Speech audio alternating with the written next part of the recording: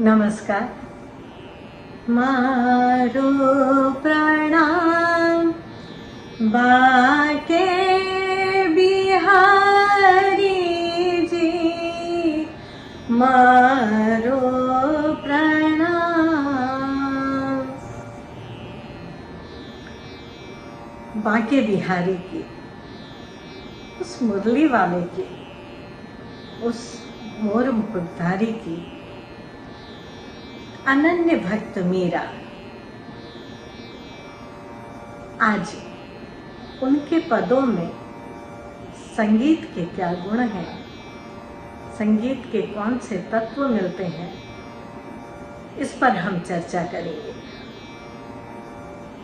तो पहले आइए जानते हैं मीरा के बारे में।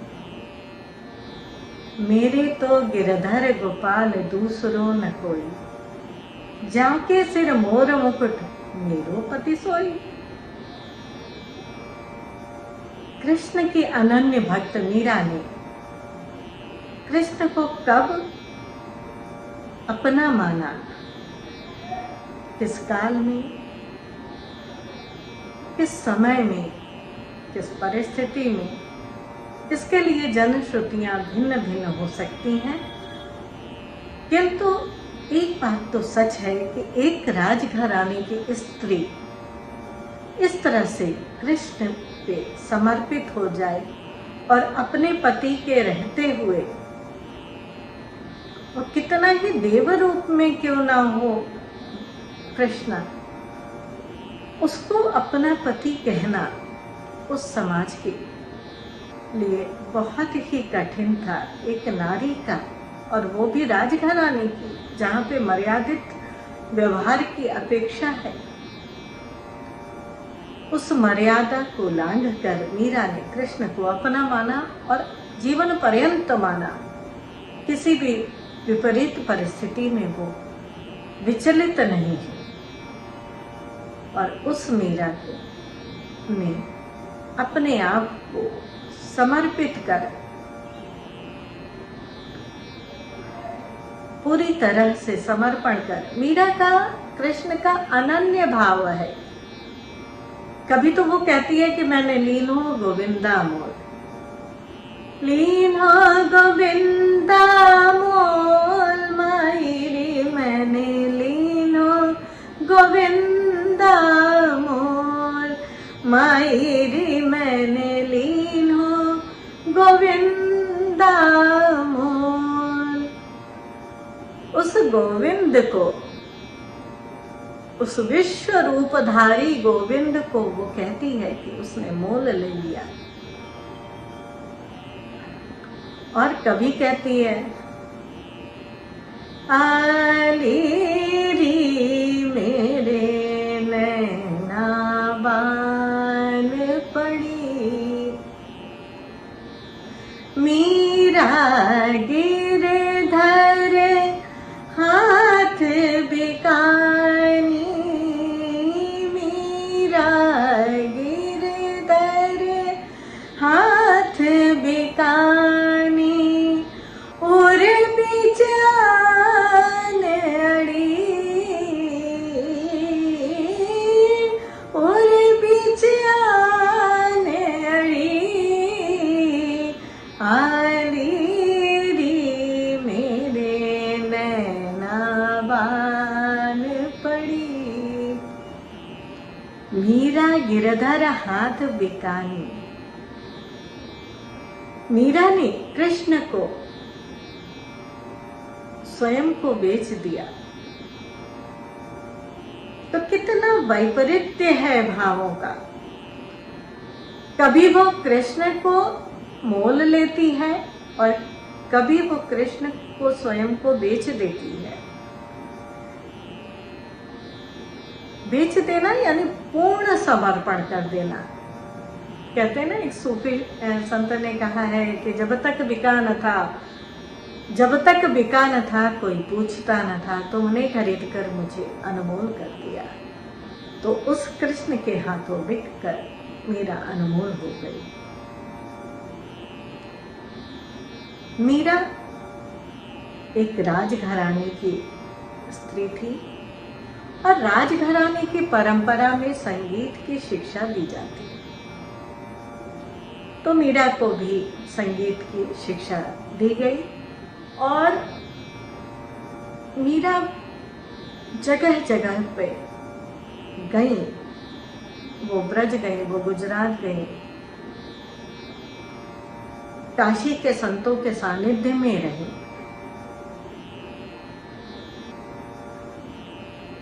तो इस तरह से मीरा की भाषा, राजस्थान की तो वो स्वयं थी, तो उनकी भाषा में राजस्थानी, गुजराती और ब्रज भाषा के पुट मिलते हैं।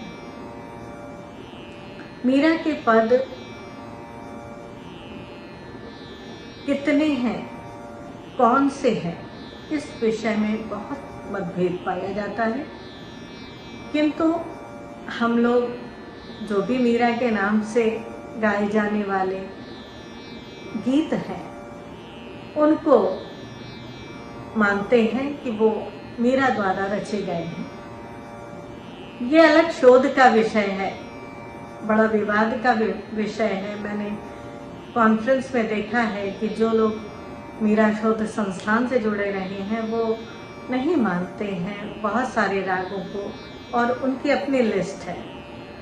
हमारा यहाँ पर प्रयोजन उनके सांगीतिक तत्वों पर चर्चा करना था, तो हम उसी तक अपने को केंद्रित रखते हैं और मीरा के संगीत पक्ष पर बातें करते हैं। मीराबाई की सभी रचनाएं गीति काव्य के रूप में प्राप्त होती हैं, जहाँ कला पक्ष की अपेक्षा भाव पक्ष अधिक प्रधान है। और जब भाव में रम कर कोई रचना की जाती है तो वहाँ पर कोई व्याकरण का बंधन नहीं होता, उसमें उन्मुक्तता होती है। और मीरा के पदों में इसी प्रकार की उन्मुक्तता पाई जाती है, किंतु उसमें कुछ गीति तत्व मिलते हैं, जैसे इसमें सहज अभिव्यक्ति, मीरा के पदों में सहजता है। तो बहुत सुंदर ढंग से, सीधे से, कोई कलात्मक श्रृंगार करके नहीं रचा, बिल्कुल सीधे से। तुम बिन को मेरी कौन खबर ले, गोवर्धन किरदारी। हम सामान्य भाषा में भी तो कहते हैं कि तुम अगर मुझे नहीं समझोगे तो कोई और कैसे समझेगा। तो यही बात मीरा ने बिल्कुल सहजता के साथ अपने भगवान से कह दी। मीरा के पदों में व्यक्तिगत जीवन के जो कठिनाइयाँ रही हैं, जो प्रताड़ना उन्होंने सही, उसकी वेदना को वो बहुत सहज रूप से प्रकट करती हैं। मारे क्या तरसावा, थारे कारण कुल जग छाण्या, अब थी क्या बिसरावा। तो बहुत ही सहजता के साथ वो कृष्ण से वेदनापूर्ण भाषा में कहती हैं। मीरा के पदों में संगीतात्मकता भी है, उसमें गेयता है। मीरा कृष्ण के साथ अनन्योन्यास संबंध में है। जो अद्वैत भाव होता है वो कृष्ण से एकाकार है। कहती हैं, तुम बिन हम बिन अंतर नाही, जैसे सूरज घाम। सूरज और घाम में कोई अंतर नहीं है। मीरा के मन अवर न आवे, चाहे सुंदर श्याम। कोई भी दुनिया की और चीज आ जाए वो मीरा के मन में नहीं आ सकती है। मीरा के व्यक्तित्व में आपने देखा है कि एक सूफी चिंतन, वो उस समय में भी एक नारी के रूप में ऐसा दूसरा कोई उदाहरण देखने को नहीं मिलता है। वो कबीर की तरह देखती हैं और कहती हैं कि क्या हम मांगे, क्योंकि कुछ भी स्थिर नहीं है। तो बहुत सुंदर जो वैराग्य भाव है वो भी उनके पदों में दिखाई देता है। प्रतीकात्मक शब्दावली भी उनकी रचनाओं में मिलती है।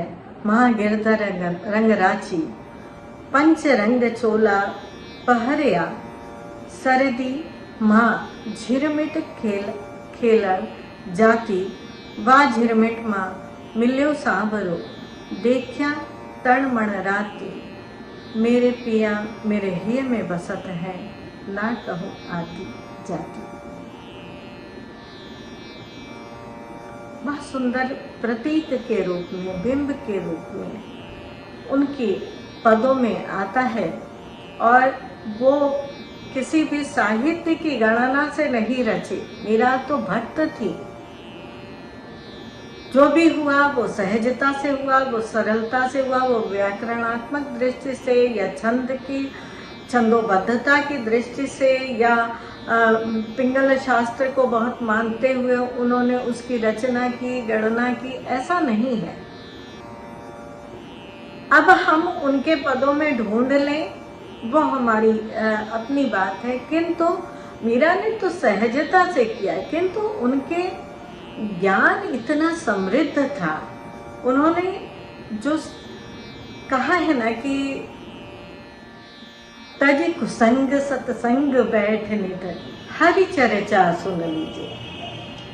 तो जब उन्होंने सत्संग किया, जब वो संतों के सानिध्य में बैठी, तो बहुत ज्ञान समृद्ध होता गया। और जब वैराग्य होता है तो दृष्टि अपने आप खुलती जाती है। तो उस दृष्टि से उन्होंने सहजता में अपनी वो रचनाएं की, किंतु वो रस छंद अलंकार, उसमें छंद वैविध्य के दृष्टि से, उसमें बिंब रूपकों के दृष्टि से, उसमें प्रतीकात्मक शब्दों के, ध्वन्यात्मक शब्दों के जो प्रभाव देखे जाते हैं वो साधु संतों की संगति के परिणाम स्वरूप वो पल्लवित पुष्पित हुए। मीरा के पदों में संगीत के भी तत्व मिलते हैं। बहुत कुछ उन्होंने संगीत के बारे में कहा है। सबसे पहले तो जब हम संगीत की दृष्टि से देखें तो उसमें 6 राग 36 रागिनियों की बात आती है। हमारे संगीत में शिव सोमेश्वर मंत्र के हिसाब से 6 राग 36 रागिनियाँ, और हनुमत मत, कृष्ण या कल्लीनाथ मत और भरत मत, ये 4 मत हैं। 5वां रागार्णव मत में भी 6 राग 36 रागिनियों। कुछ लोग ने रागिनियों में की संख्या में थोड़े से फेर है, कुछ 5 राग 30 रागिनियाँ और कुछ 6 राग 36 रागिनियाँ मानते हैं। तो मीरा के समय में भी ये विचार थे। मीरा ने कहा है कि बिनु सुर राग 36 गाऊं, रोम रोम रंग सार रे। तो उनके राग मतलब उस समय 6 राग 36 रागिनियाँ थीं, ये मीरा को पता था और इसी का उन्होंने जिक्र किया। इसके अलावा लगभग 60 रागों के नाम उनके पदों में मिलते हैं, जैसे तिलंग, ललित, हमीर, कानड़ा, गुर्जरी, मुल्तानी, कामोद, मालकौस, बागेश्वरी आदि। इनमें से अधिकतर पदों में रागों के नाम नहीं दिए गए हैं, किंतु कुछ रागों में जैसे डाकोर तथा काशी प्रांत की प्रतियों में इन रागों के नाम का उल्लेख नहीं है। वैष्णव के टिप्पण और नागरी समुच्चय में जो पद मिलते हैं उनमें भी रागों के नाम नहीं दिए गए हैं। बारकरी, रामदासी आदि पांडुलिपियों में भी रागों के नाम उल्लेख नहीं किए गए हैं। विद्या सभा की प्रति में मारू तथा काफी रागों के नाम मिलते हैं। इसके अलावा राग मीरा की मल्हार नाम से एक राग मिलता है। कुछ लोग कहते हैं कि ये मीराबाई जी की रचना है और कुछ लोगों का कहना है कि मीरा के नाम को रखते हुए किसी अन्य व्यक्ति ने इसकी रचना की। जो भी कुछ हो, इसमें अड़ाना और मल्हार का मिश्रण पाया जाता है और बहुत सुंदर शब्द भी मिलते हैं कि प्यारी के चिहुर बिथुरे मानो धारा धार की श्याम घटना आई ना मध्य पहुप छटी परे तैसे बड़ी बड़ी बूंदे। इस प्रकार रचना पाई जाती है। और राग सावनी कल्याण में भी मीराबाई जी की रचना है। वो तो मीराबाई जी की रचनाओं में हमने देखा है कि भाव के अनुरूप, राग के अनुरूप शब्द रचना हुई है। जैसे कि सावनी कल्याण, जो कि सावन एक विरह वेदना का राग है। श्रृंगार की तो होती है, मगर वियोग श्रृंगार बहुत है। नायिकाओं के लिए मानते हैं कि वो जिनके प्रियतम बाहर हों वो विरह वेदना। तो ऐसी सावनी कल्याण में इनकी जो रचना मिलती है उसके भी शब्द ऐसे ही मिलते हैं कि पपैया रे पिब की वाणी न बोल, सुनी पावेली विरहणी रे थारो राखेली पंख मरोड़। तो ये एक विरहणी नायिका का जो चित्रण है वो अद्भुत रूप से है, क्योंकि उससे पपीहे की बोली अच्छी नहीं लग रही है और वो क्योंकि अपने वो प्रियतम के न मिलने से दुखी है। इसके अलावा होली, सावन और लावनी, प्रभाती, कजरी आदि इनके पदों में पाए जाते हैं। ये सब थोड़ी थोड़ी लोक परंपराओं की चीज़ें हैं। मल्हार राग में भी बहुत सुंदर इनके शब्द हैं। बरसारी बदरिया सावनेरी, सावनेरी मन भावनेरी, सावन माँ उमग्यो मारो मनरी, झालक सुना हरि आमनेरी। तो ये सावन का सुंदर चित्रण। इसी प्रकार राग सावन में उन्होंने लिखा है, मतवारे बादर आए रे, हरि के सनेसो कछु न लाए रे, दादुर मोर पपैया बोले, कोयल शब्द सुनाए रे। मीरा के पदों में लोक संगीत का भी बहुत प्रभाव है। और राजस्थान की तो वो थी ही, तो राजस्थान का लोक संगीत तो उनके पदों में मिलता ही है। जो उसके छंद रचना है वो इस तरह से है कि वो लोक शैली की में, और जो कलाकार गाते भी हैं वो उसी शैली में गाते भी हैं।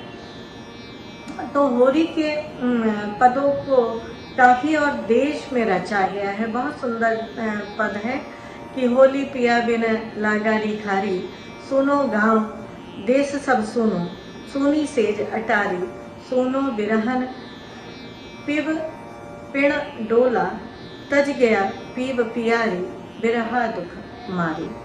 तो होली के पद में मीरा ने बहुत सुंदर वर्णन किया है। इसके साथ अगर संगीत की चर्चा की जाए मीरा के संदर्भ में, तो मीरा का तो स्वयं संपूर्ण व्यक्तित्व ही संगीतमय है। वो गेरुआ वस्त्र, हाथों में एक तारा, एक हाथ में करताल, पाँव में घुंघरू, और वो नाचती गाती। तो मीरा ने स्वयं भी बहुत सुंदर ढंग से कहा है और स्वयं को संगीत से जोड़ा है कि पग घुंघरू बांध मीरा नाची रे, लोग कहे मीरा भाई रे बावरी, सास कहे कुल नासी रे। दूसरा, महा गिरधर के आगे नाच्यारी। तीसरा, मीरा मगन भई हरि तेरो ही गुण गाए। राग ध्यान की परंपरा भी मीरा के पदों में बहुत सुंदर ढंग से आती है। बसो मेरे नैनन में नंदलाल, मोर मुकुट मकराकृत कुंडल और बैजंती माल, सांवरी सूरत मोहनी मूरत, नैना बने निशा, बसो मेरे नैनन में नंदलाल। तो बहुत सुंदर जो कृष्ण के रूप की कल्पना की, वो राग ध्यान के सदृश माना जा सकता है। अनेक वाद्यों का उल्लेख भी उनके पदों में पाया जाता है। चंग, मृदंग, डप, महर, बाजे, बाजे, वेणु, रसाल। बहुत सुंदर पद है। दूसरा पद है शंख, झालरी, झांझ बाजे, सदा सुख की रास। रास नृत्य है और वो ब्रज में भी रही और गरबा जो गुजरात का है तो उसके भी शैली इसमें आती है। बिनु करताल पखावज बाजे। अब उन्होंने करताल पखावज दोनों की चर्चा की। चौथा पद मिलता है कि झांझ, मृदंग, मुरलिया बाजे, बाज रही एक ताली। तो एक तारा वो बजाती थी और चंग, झांझ, मृदंग ये साधु संतों के मंडली में बजता ही था। राजस्थानी जो पद मिलता है वो वर्षा ऋतु का गीत बहुत सुंदर है। नंद नंदन मण भाया, बादला रभ छाया, इत घड़ गरजा, उत घड़ लरजा, चमका बिरजू डराया। होली राजस्थानी भाषा में रंग भरी सुरंग भरी, होली खेलिया श्यामर संग सो रंग भरी री, उड़त गुलाल लाल बदरा रंग लाल, पिचका उड़ावा रंग रंग री झरी री। तो उनके पदों में ग्रामीण शब्द भी बहुत मिलते हैं कि पपैया रे प्यू की वाणी न बोल। ये बिल्कुल लोक भाषा का शब्द है। द्वारका जाकर उन्होंने गुजराती भाषा के प्रभाव में वो आई और नंद जीरे आजी बधावन छे, इस तरह से उनके पद में मिलता है। उनके गीतों में राजस्थान के त्योहारों का भी वर्णन मिलता है और बहुत सुंदर ढंग से उसे राजस्थानी आज भी गणगौर के त्योहार पर गाते हैं कि रे सावलियो मारो आज रंगीली गणगौर है छे। साथ ही मीरा के गीतों पे लोक गीतों का बहुत प्रभाव पड़ा। गुजरात के गरबा गीतों में आप देखेंगे कि बहुत फेमस गीत है प्रेमनी प्रेमनी प्रेमनी रे मने लगे कटारी प्रेमनी रे। और आज भी गुजरात में गरबा के समय में ये गीत गाया जाता है और लोग उस पर नृत्य करते हैं। ब्रज भाषा का भी जो प्रभाव उनके गीतों में मिलता है। होली खेलत है गिरधारी, मुरली चंग बजत डफ न्यारो, संग ज्योति ब्रजनारी। ये ब्रज के शब्द मिलते हैं और बहुत सुंदर ढंग से ब्रज में इसको गाया जाता है। तो लोक तत्व, लोक धुन, लोक छंद, लोक गीत ये मीरा के पदों में बहुत मिलते हैं। ब्रज भाषा के जो भाषा के प्रभाव के साथ साथ उसके धुन और छंद का भी प्रभाव इनके गीत में मिलता है। जैसे कि होरी खेलत है गिरधारी, मुरली चंग बाजत डफ न्यारो, रंग जुवती ब्रजनारी। तो ये रास लीला में ये पद गाया जाता है। कहीं कहीं ब्रज और राजस्थानी दोनों भाषाओं का मिश्रण भी मिलता है। जैसे डारी गयो मनमोहन प्यारी, आवा की डाली कोयली बोले, मेरो मरण अस जग केरो हासी। इस तरह से दोनों भाषाओं के सम्मिश्रण से भी मीरा के पद मिलते हैं। अब मीरा के अगर हम समस्त पदों में सांगीतिक तत्वों का विश्लेषण करें तो बहुत सारी संभावनाएं अभी और मिलती हैं। इन पे निरंतर शोध किए जा रहे हैं और मीराबाई जी की 550वीं वर्षगांठ मनाई जा रही है। हम सभी का उनके प्रति नमन। और मैं मीरा के इष्ट आराध्य कृष्ण के